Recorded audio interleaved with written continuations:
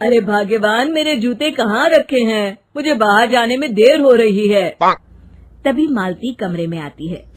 ये रहे, आप हो जाती हूँ। देखो मालती, तुम्हारे नौकरी करने से मुझे कोई ऐतराज नहीं है, लेकिन तुम्हें एक बात बता दूं, हमारे खानदान में आज तक कभी किसी औरत ने नौकरी नहीं की।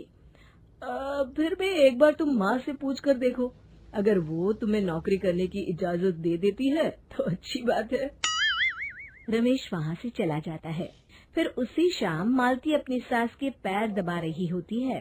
तभी उसकी सास मालती से कहती है, अरे क्या बात है बहू, आज तो ठीक तरह से मेरे पैर नहीं दबा रही। किसी ख्याल में खोई पड़ी है क्या? मैं भी तो जानूं आखिर बात क्या है। दरअसल वो माँ जी। अरे हाँ हाँ बोलो, इतना सोच क्यों रही हो? माँ जी, अगर आप बुरा न माने तो मैं नौकरी करना चाहती हूँ। घर के काम करने के बाद मेरे पास काफी वक्त बच जाता है।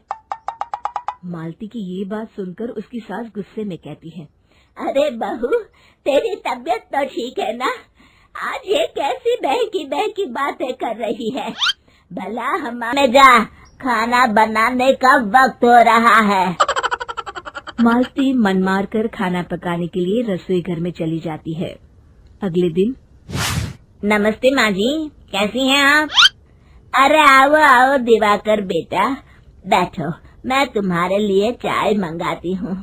बहू, जरा एक कप चाय तो लेती आना। फिर दिवाकर एक फाइल खोलकर मालती की सास के सामने रख देता है। ये देखिए माँ जी, ये है पिछले महीने का हिसाब और ये रहे मुनाफे के रुपए। एक बार हिसाब देख लीजिए और इन कागजों पर अपने दस्तखत कर दीजिए। अरे दिवाकर बेटा, मैंने भला आज तक कभी तेरा हिसाब देखा है जो अब देखूंगी? ला बता, कहाँ दस्तखत करूं? तभी मालती चाय लेकर वहाँ आ जाती है और अपनी सास को बिना कागजातों को पढ़े इस तरह लापरवाही से दस्तखत करते हुए देखकर हैरान रह जाती है। अच्छा माँ जी, अब मैं चलता हूँ, फैक्ट्री में बहुत काम है। फिर दिवाकर वहाँ से चला जाता है। कुछ दिनों बाद मालती बाजार में कुछ सामान खरीद रही होती है। तभी एक बूढ़ा आदमी उसे आवाज देता है, अरे मालती बेटी, कैसी हो? मुझे पहचाना? मैं तुम्हारी कंपनी में मुनीम का काम करता हूँ। हाँ चाचा जी, मैं आपको बिल्कुल पहचानती हूँ। कहिए, कैसे हैं आप? मैं तो ठीक हूँ, कंपनी में कुछ भी ठीक नहीं चल रहा, यहाँ तक कि हमें ठीक वक्त पर तनख्वाह भी नहीं मिलती। ये आप क्या कह रहे हैं? अब क्या बताऊँ, आप लोग तो कभी हिसाब किताब देखने दफ्तर आते नहीं। मेरी मानो तो एक बार आप लोग दफ्तर आकर सारा हिसाब किताब देख लो, आपको असलियत पता चल जाएगी। अच्छा बेटी, अब मैं चलता हूँ, देर हो रही है। फिर वो बूढ़ा वहाँ से चला जाता है। वहीं दूसरी तरफ मालती घर पहुंचकर अपनी सास को सारी बात बताती है। तभी वहाँ रमेश भी आ जाता है, लेकिन मालती की सास मालती की किसी भी बात पर विश्वास नहीं करती। तभी रमेश कहता है, अरे माँ, बिना आग के कभी धुआं नहीं उठता। जब मालती इतना कह रही है तो हमें एक बार दफ्तर चलकर देख लेना चाहिए। वैसे भी हम लोग काफी दिन से अपने दफ्तर नहीं गए हैं। इस तरह किसी एक आदमी के भरोसे काम छोड़ना मुझे भी ठीक नहीं लगता। अगले दिन वे सभी अपने दफ्तर पहुंचते हैं और सीधे दिवाकर के कैबिन में जाते हैं। अचानक सबको एक साथ देखकर दिवाकर चौंक जाता है। अरे माँ जी, आप सब लोग अचानक यहाँ कैसे आ गए?